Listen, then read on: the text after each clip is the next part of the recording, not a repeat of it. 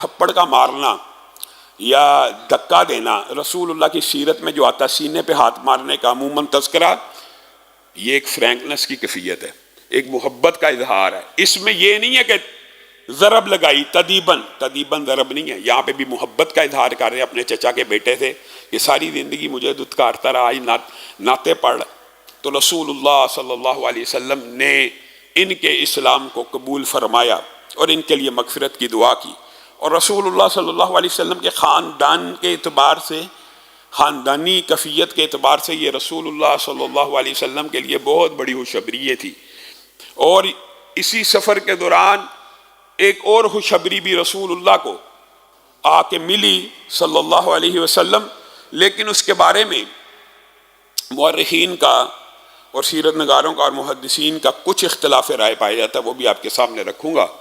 رسول اللہ صلی اللہ علیہ وسلم جحفہ کے مقام پہ پہنچے اسی سفر کے دوران، تو چچا عباس جو آخری مہاجر ہیں، ان کے بعد کوئی ہجرت نہیں ہوئی، چچا عباس مکہ سے ہجرت کر کے نکل رہے ہیں، ہجرت کر کے مدینہ کی طرف۔ تو جحفہ کے مقام پہ رسول اللہ صلی اللہ علیہ وسلم کے پڑاؤ کو اور لشکر کو دیکھا۔ رسول اللہ صلی اللہ علیہ وسلم اپنے چچا کو دیکھ کے بےتاب ہو گئے، اور چچا نے، بعض مورخین نے یہاں پہ یہ جملہ لکھ دیا کہ چچا نے یہاں پہ آ کے اسلام قبول کیا۔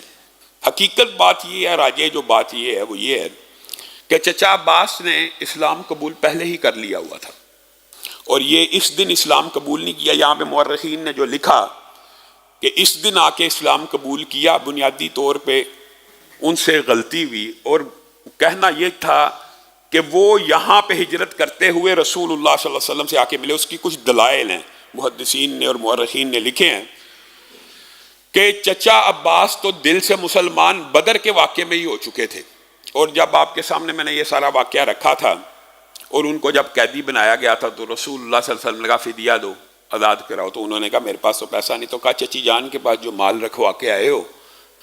تو چچا عباس نے اس وقت کہا تھا بے شک آپ اللہ کے رسول ہیں، یہ واقعہ آپ کے سامنے رکھا تھا بدر، بے شک آپ اللہ کے رسول ہیں، کیونکہ میرے اور میری بیوی کے علاوہ اس مال کا کسی کو پتہ نہیں تھا۔ تو یہ دیکھیں، یہ بات اس بات کے اوپر دلالت کرتی ہے کہ وہ رسالت کے اوپر پہلے ہی ایمان لے کے آئے ہوئے تھے۔ ہاں، انہوں نے اپنا ایمان ایک حکمت اور مصلحت کے تحت چھپایا تھا مکہ میں رہتے ہوئے، اور خیبر کے واقعے میں تو صراحتاً ملتا ہے کہ جب رسول اللہ کی جھوٹی خبر مکہ میں پہنچی کہ ان کو شکست ہو گئی ہے تو وہ غم زدہ ہو گئے۔ پورا کفار مکہ خوشی میں تھے اور وہ غم میں تھے، اور جب خبر ملی کہ نہیں یہ خبر جھوٹ ہے تو انہوں نے اپنے غلام کو آزاد بھی کیا۔ گویا اسلام قبول کر چکے تھے لیکن حکمت اور مصلحت کے تحت اس کا افشا نہیں کیا تاکہ رسول اللہ صلی اللہ علیہ وسلم کو خبریں دیتے رہے۔ لیکن جب رہا نہ گیا بالآخر تو ہجرت کا شرف پانے کے لیے اس وقت ہجرت کی، لیکن قدرتی بات ہے کہ وہاں سے رسول اللہ صلی اللہ علیہ وسلم مکہ سے روانہ ہو چکے ہوئے تھے، اور یہ آخری مہاجر ہیں اور ان کو خاتم المہاجرین بھی کہا جاتا ہے۔ اور یہ ان کی ہجرت کو اللہ رب العزت نے بہرحال قبول کیا، کیونکہ یہ اس نیت سے نہیں تھے نکلے کہ رسول اللہ رستے میں آ چکے ہیں، یہ مدینہ میں ہجرت کرنے کی نیت سے نکلے تھے۔ تو رسول اللہ صلی اللہ علیہ وسلم کو ملے، رسول اللہ صلی اللہ علیہ وسلم نے ان کی بڑی آؤ بھگت کی۔ ظاہر ہے چچا کے ساتھ جو پیار ہوتا ہے، محبت، اور رسول اللہ صلی اللہ علیہ وسلم کے تقریباً ہم عمر تھے، صرف 3 سال بڑے تھے، بلکہ ان کے بارے میں بات آئی ہے تو کچھ ان کی سیرت کے حوالے سے بھی بات ہو جائے۔ رسول اللہ صلی اللہ علیہ وسلم سے عمر میں 3 سال بڑے تھے، تو آپ سے پوچھا گیا کہ آپ جب 2-3 سال کا فرق ہوتا ہے تو بڑے چھوٹے کا پتہ نہیں چلتا، انسان جوان ہو جائے تو آپ سے پوچھا جاتا اور پوچھا گیا، یہ صحیح واقعہ صحیح سند کے ساتھ، کہ آپ بڑے ہیں کہ رسول اللہ صلی اللہ علیہ وسلم؟ سبحان اللہ۔ تو چچا عباس نے کہا بڑے تو رسول اللہ ہی ہیں، بڑے تو رسول اللہ ہی ہیں، علی بتہ میری عمر ان سے 3 سال زیادہ ہے، بڑے تو رسول اللہ ہی ہیں۔ چچا ہونے کے باوجود جب ایمان لے کے آئے تو دل کی کیفیت ایسے بدلی کہ بڑے تو رسول اللہ ہی ہیں، اگرچہ میں ان سے عمر میں 3 سال بڑا ضرور ہوں۔ تو رسول اللہ سے جو محبت تھی چچا کی، اس کا احترام صحابہ خلفائے راشدین بھی کیا کرتے تھے۔ اور حضرت عمر کے حوالے سے جو بعض لوگوں نے ہردہ سرائی اور قصے اور کہانیاں اس حوالے سے بنائے ہوئے ہیں، بات آئی ہے تو ان کی سیرت کا باب ہے، یہ بھی کلیئر ہو جانا چاہیے۔ حضرت عباس کا مسجد النبوی کے ساتھ متصل گھر تھا۔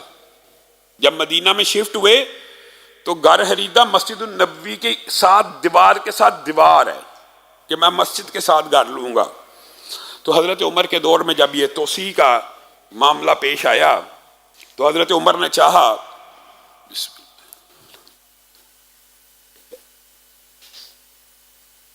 کہ مسجد النبوی میں توسیع ہو جائے.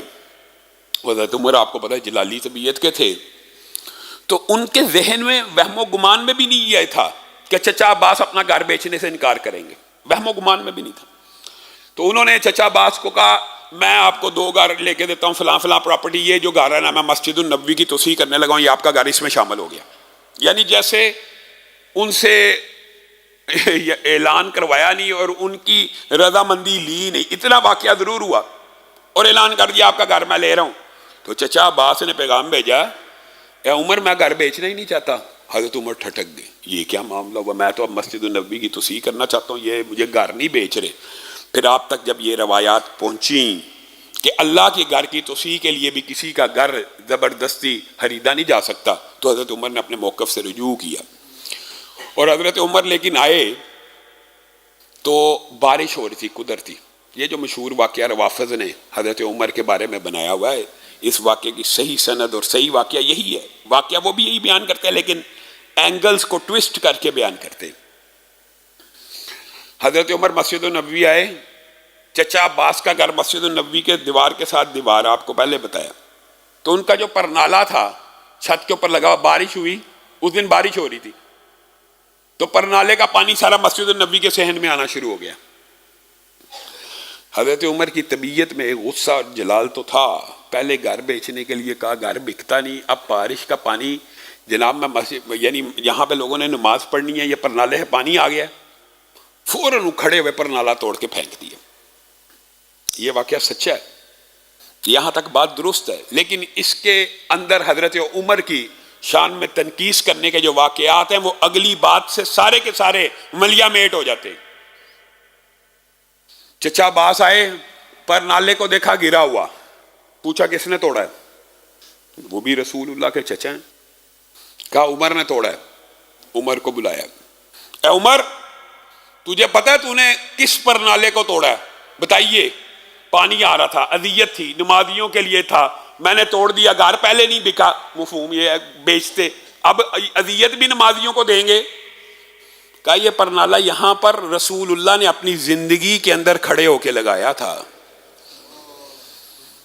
حضرت عمر کے دل کی کیفیت بدل گئی. یہ حضرت عمر پہ اعتراض کرتے ہو؟ حضرت عمر نے کہا چچا، اے میرے چچا میرے کندھوں پہ کھڑے ہو جائیے، جو پرنالہ رسول اللہ نے جہاں پہ لگایا ہے عمر کی کیا جرت کو اس کو اتار کے پھینک دے. آپ میرے کندھے پہ کھڑے ہو کے وہ پرنالہ اسی جگہ پہ فٹ کیجئے. اور صرف زبان سے نہیں کہا، اللہ کی قسم بیٹھ گئے اور چچا عباس کو زبردستی اپنے کندھوں پہ سوار کیا، پرنالہ پکڑایا اور کہا یہاں پہ نصب کر دو. چچا عباس نے نصب کیا ان کے کندھوں پہ کھڑے ہو کر، خلیفہ راشد کے کندھوں پہ کھڑے ہو کر. اور یہ حضرت عمر کے بارے میں واقعہ روافض نے مشہور کیا، یہ چچا عباس کا پرنالہ بھی توڑ دیا تھا. بکواس کرتے ہیں جی حضرت فاطمہ کا فلاں نے جی ٹھوکر لگائی تھی، دروازے کو مارا تھا. یہ پرنالے، یہ کہانیاں اور قصے اگر اینگل ٹویسٹ کرے تو کیا سے کیا بن جاتے ہیں. اور اگر حقیقت دیکھی جائے حضرت عمر کا اس میں کیا انسانی فطرت ہے. خلیفہ راشد ہیں، ایک ریاست کے والی ہیں، ایک مسجد کی انتظامیہ ہیں، مسجد میں پانی آ رہا پرنالہ اتار دیا. ان کو کیا پتا تھا؟ بتایا تو فوراً لگوا دیا اور اپنے کندھے پہ کھڑے ہو کے لگوایا. حضرت عباس نے حضرت عمر کا یہ مؤدبانہ پن اور یہ ادب و احترام دیکھا تو یہاں پہ چچا عباس نے کہا، یہاں پہ عمر آج تجھے اس گھر کو بھی مسجد النبوی کی توسیع کے لیے دیتا ہوں. تو نے پرنالہ نہیں لگایا، تو نے میرا گھر بھی خرید لیا. اور حضرت عمر نے اس کی قیمت ادا کرنے کی کوشش کی، چچا عباس نے انکار کیا. بہرحال حضرت عمر نے زبردستی اس کی ایک بھاری رقم چچا عباس کو دی کہ یہ نہیں ہو سکتا کہ ہم آپ رسول اللہ کے چچا. اور یہ بات بھی دیکھیے، اگر حضرت عمر کا چچا عباس سے یا اہل بیت سے کوئی اختلاف ہوتا تو آپ کے سامنے وہ بخاری اور مسلم اور دیگر حدیث کی کتابوں والی حدیث بھی ختم ہو گئی. حضرت عمر کے دور میں قحط پڑا اور حضرت عمر خود بھی خلیفہ راشد ہیں، خود بھی بے پناہ فضائل والے ہیں، خود بھی بے شمار مناقب ہیں، خود بھی عشرہ مبشرہ ہیں، بے شمار فضائل ہیں، لیکن منبر رسول کے اوپر کھڑے ہو کے ایک بندے نے ان سے التجا کی، اے عمر دعا کیجئے بارش ہو جائے، رستے سارے کے سارے محدود ہو چکے ہیں، جانور ہلاک ہو چکے ہیں، مویشی برباد ہو چکے ہیں، آپ اللہ سے دعا کیجئے کہ بارش ہو جائے۔ حضرت عمر کا اتنا پیار تھا چچا عباس سے، اور صحابہ چچا عباس کا اتنا احترام کیا کرتے تھے کہ حضرت عمر نے کیا کہا کہ چچا عباس کو بلایا جائے۔ چچا عباس کو، خود دعا نہیں کی، کہا چچا عباس کو بلایا جائے، اس لیے کہ جب وہ دعا کے لیے ہاتھ اٹھاتے ہیں تو اللہ تعالیٰ ان کی دعاؤں کو سن لیتا ہے۔ چچا عباس کو بلایا، چچا عباس نے دعا کی، اسی وقت بارش برسنا شروع ہو گئی، اور لوگ چچا عباس کے جسم کے ساتھ ہاتھ لگانے لگے کہ کیسا بابرکت انسان ہے کہ جیسے ہی دعا کرتا ہے، جو بھی دعا کرتا ہے اسی وقت بارش کا نزول ہو جاتا ہے۔ اور چچا عباس کی انشاءاللہ کبھی موقع ملا تو اہل بیت کے بعض فضائل و مناقب آپ کے سامنے رکھیں گے۔ بہرحال یہ مختصر رسول اللہ صلی اللہ علیہ وسلم کو اس چچا کے آنے کی جو خوشی تھی، اور دوسری طرف آپ یہ دیکھیے کہ رسول اللہ صلی اللہ علیہ وسلم بطور فاتح مکے کی طرف ہیں، اور جو فاتح ہوتا ہے لا محالہ انسانی فطرت ہوتی ہے کہ ایک عرصے کسی کے ساتھ جنگ رہی ہو، کسی کے ساتھ مخالفت رہی ہو، جب انسان اس کو زیر کر لے اور فتح کر لے اور فاتح کی حیثیت سے داخل ہو رہا تو ہلکا سا انسان تکبر، پراؤڈ فیلنگ آتی ہے، اور انسان کو خوشی ہوتی ہے، اور انسان اکڑ کر، اور انسان کے اندر کچھ نہ کچھ بہرحال احساس برتری پیدا ہوتی ہے کہ چاہے اللہ ہی کیوں نہ اس کو اللہ ہی کرتا ہے فتح یاب تو، لیکن انسانی فطرت کے مطابق ہوتا ہے۔ لیکن رسول اللہ صلی اللہ علیہ وسلم کے بارے میں آتا ہے عجیب و غریب واقعہ کہ رسول اللہ بطور فاتح کے، اور رسول اللہ کو علم ہے اب کوئی 10,000 کا لشکر ہے، اب قریش مکہ قریب ہیں، اب میرا راستہ کوئی نہیں روک سکتا، جوں مکہ قریب آ رہا ہے، صحیح سند کے ساتھ روایات موجود ہیں، تو رسول اللہ کی جو گردن شروع میں اٹھی ہوئی، رسول اللہ کی گردن جھکتی جا رہی ہے، اور جب مکہ کے قریب پہنچے تو صحابہ کہتے ہیں اتنی تواضع اور اتنی عاجزی کہ آپ کا سر ایسے لگتا تھا کہ سینے کے ساتھ جا کے لگ جائے گا، اللہ کے سامنے اس طرح جھکا ہوا۔ رسول اللہ صلی اللہ علیہ وسلم قدید کے مقام پر جب پہنچے تو رسول اللہ نے حکم کیا سارے روزہ افطار کر لو، روزہ چھوڑ دیا گیا، اب فتح مکہ قریب ہے، اور رسول اللہ صلی اللہ علیہ وسلم نے یہاں پہ روزہ افطار کرنے کے بعد مرہ زہران کے اوپر پڑاؤ ڈالا۔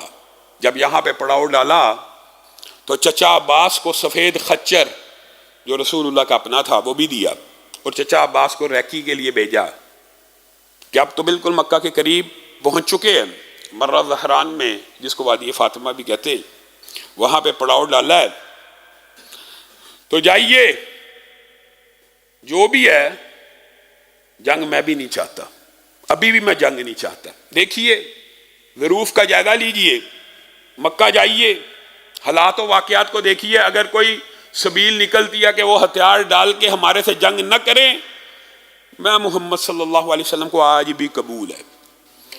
چچا عباس رسول اللہ کے خچر پہ سوار ہوئے ابھی نکلے ہیں تو ان کو 2 بندوں کے باتوں کی آواز آئی، ایک ابو سفیان اور ایک بدیل بن ورقہ، اور رسول اللہ صلی اللہ علیہ وسلم نے ایک بڑی عمدہ یہاں پہ حکمت عملی کو اپنایا۔ اس رات رسول اللہ صلی اللہ علیہ وسلم کے ساتھ 10,000 کا لشکر تھا، اور رسول اللہ صلی اللہ علیہ وسلم نے حکم یہ دیا ہر شخص اپنا چولہا الگ جلائے۔ ایک چولہے کے اوپر 5 لوگ 10 لوگ کھانا کھا لیتے ہیں، جنگ میں 20 بھی کھا لیتے ہیں، لیکن رسول اللہ نے آج حکم کیا یہ 10,000 جو بندہ ہے نا، ہر بندہ اپنا کھانا خود بنائے اور اپنا چولہا الگ جلائے۔ جب 10,000 چولہوں کی آگ جلی تو مکہ تک بہرحال خبر پہنچنا ایک بدیہی امر تھا، اور ابو سفیان اور بدیل بن ورقہ اسی خبر کی جانچ پڑتال میں مکہ سے باہر نکلے، اور ان کو خطرہ پہلے ہی تھا کہ ہم نے صلح حدیبیہ کو تو توڑ دیا ہے، کچھ ہو نہ جائے، یہ خطرہ تو دل میں تھا ہی۔ جب وہ نکلے تو آپس میں بحث کر رہے ہیں. جب چچا عباس ان دونوں کے قریب پہنچے وہ آپس میں بحث کر رہے ہیں. بدیل کہتا ہے یہ خدا کی آگ لگ رہی ہے اور ان کو جنگ نے کھدیڑ دیا, اب آگے جلا رہے ہیں اور اپنے زخموں کو چاٹ رہے. ابو سفیان نے کہا کیا بات کرتا ہے, بنو خدا اس قسم کی آگ نہیں جلا سکتے, یہ اتنی عظیم الشان آگ ان کے شان شان نہیں ہے. اتنے میں چچا عباس ان کی یہ باتیں سن رہے ہیں. کہا یہ محمد صلی اللہ علیہ وسلم کے لشکر کی آگ ہے. دونوں ایک دم ٹھٹک کے رہ گئے. اور یہاں پہ ایک بات ضرور ملتی ہے کہ ابو سفیان ساری زندگی مخالفت کی اور بہت سے صحابہ اسلام آباد میں بھی قبول کیا, لیکن جو چچا عباس سے ان کا تعلق اور پیار تھا نا, ابو سفیان نے چچا عباس کی آواز سنی تو ساتھ ہی کہا ابو الفضل میرے ماں باپ آپ پہ قربان جائیں کہ آپ عباس ہیں. جی ہاں عباس ہوں. یہ رسول اللہ کے لشکر کی آگ ہے, ان کے لشکر کی آگ ہے. اب بیٹھ جا, وقت آ چکا ہے, میرے پیچھے خچر پہ بیٹھ, میں رسول اللہ کی بارگاہ میں تجھے لے کے جاتا ہوں اور وہاں پہ معاہدہ کر لے. ان 10,000 لشکریوں سے آج لڑنا چاہتا ہے. حضرت ابو سفیان کی دل کی دنیا اسی وقت تبدیل ہونا شروع ہوگی کہ جس شخص کی ساری زندگی مخالفت کی آج مکہ کے منہ کے اوپر کھڑا ہے. یہ کیسے ہو سکتا ہے وہ اللہ کا رسول اور پیغمبر نہ ہو اور اللہ ایک نہ ہو. لیکن ایمان کا اظہار چچا عباس کے سامنے بھی نہیں کیا اور کہنے لگا کہ مجھے لے جائیے رسول اللہ صلی اللہ علیہ وسلم کی بارگاہ میں لے جائیے, لیکن مجھے قتل کر دیا جائے گا. کہا کچھ نہیں ہوتا, آپ میرے ساتھ خچر پہ بیٹھیے, میں آپ کی سفارش کروں گا. اب جناب عباس ابو سفیان کو اپنے پیچھے خچر پہ بٹھا کے لا رہے ہیں تو لشکری دیکھ رہے کون ہے.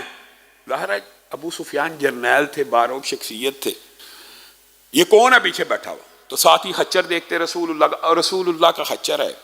چچا عباس جا رہے, جانے دو جانے دو جانے. یہاں تک کہ حضرت عمر کے خیمے کے قریب سے گزرے. عمر نے دیکھا ابو سفیان, فوراً تلوار نکالی, پیچھے بھاگ پڑے. اللہ کا دشمن بغیر جنگ کے قابو میں آ گیا.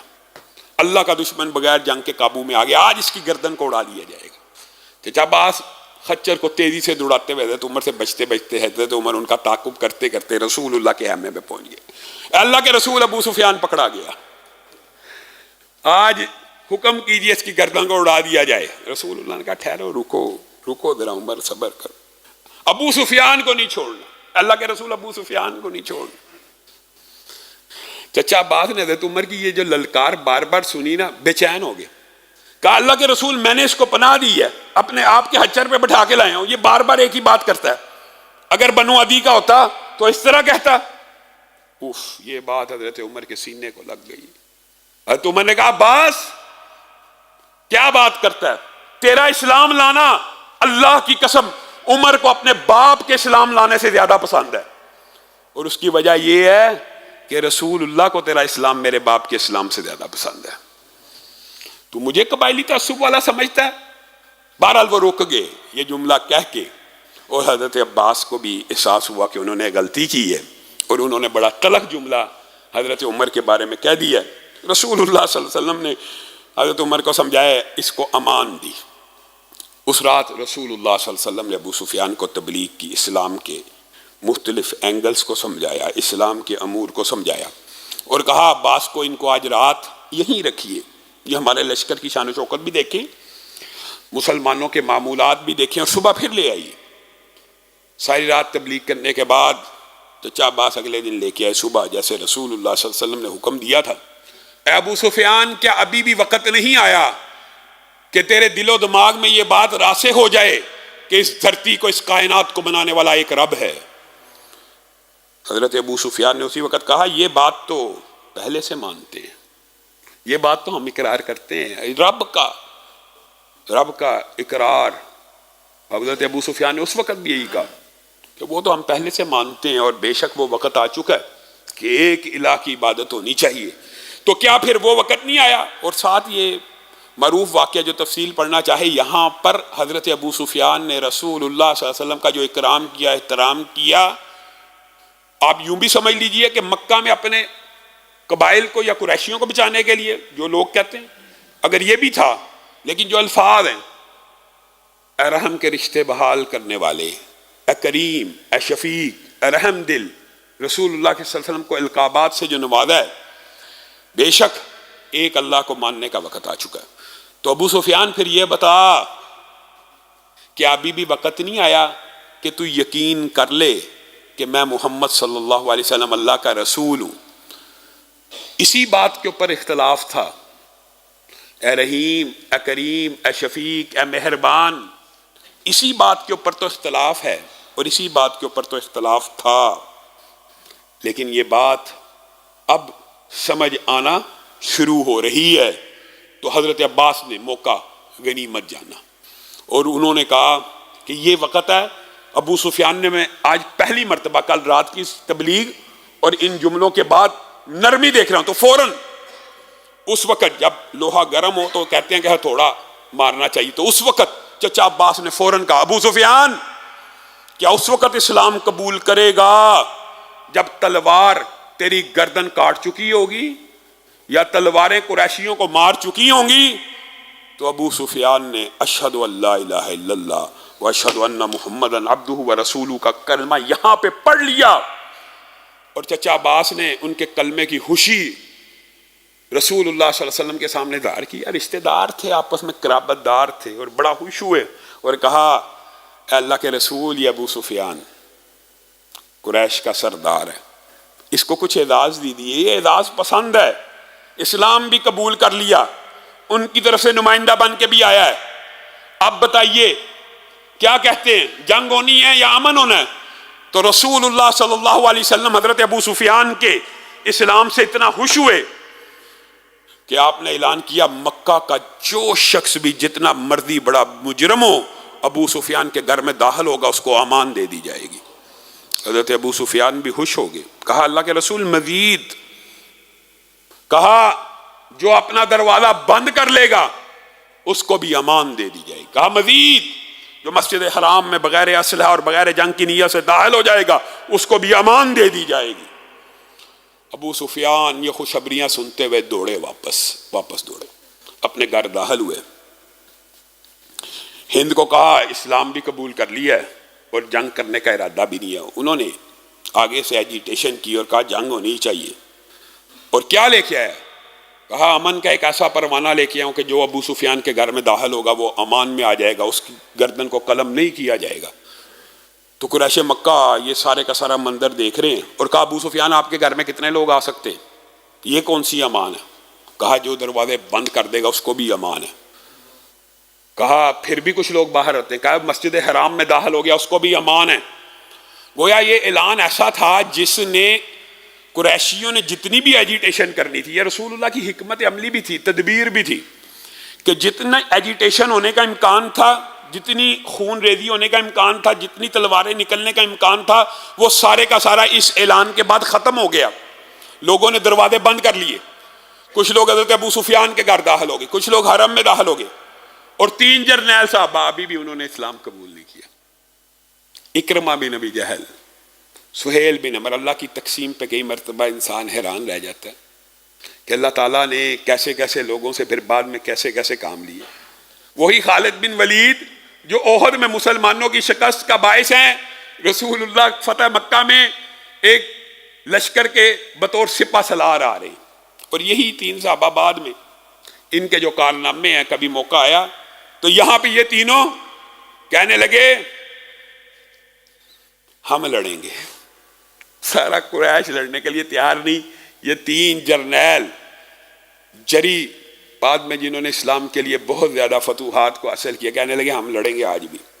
اور رسول اللہ صلی اللہ علیہ وسلم تک یہ خبر پہنچ گئی کہ یہ 3 کے لڑنے کا ارادہ ہے، اور انہوں نے چند مکہ کے اوباشوں کو اپنے ساتھ ملا کے جنگ کرنے کا ارادہ کیا۔ رسول اللہ صلی اللہ علیہ وسلم نے اپنے لشکر کو ترتیب دیا اور چچا عباس کو کہا ابو سفیان کو اس پہاڑی کے اوپر لے کے کھڑے ہو جا، اور ابو سفیان کو لشکر کی ہیبت دکھا، میرے لشکر کے ساتھ جو جو قبیلے آئے ہیں وہ بھی بتا۔ اور پھر رسول اللہ صلی اللہ علیہ وسلم نے حضرت خالد بن ولید کو کہا مکہ کے 2 داخلے کے پوائنٹ ہیں، ایک اونچائی کی طرف سے، ایک نیچے کی طرف سے۔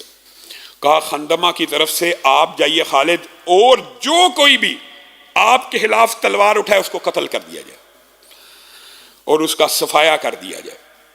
اور یہ پورے کا پوری ترتیب انشاءاللہ آئندہ آنے والے خطبات میں آپ کے سامنے رکھیں گے۔ یہاں پہ رسول اللہ صلی اللہ علیہ وسلم نے اپنے لشکر کی ہیبت کو واضح کرنے کے لیے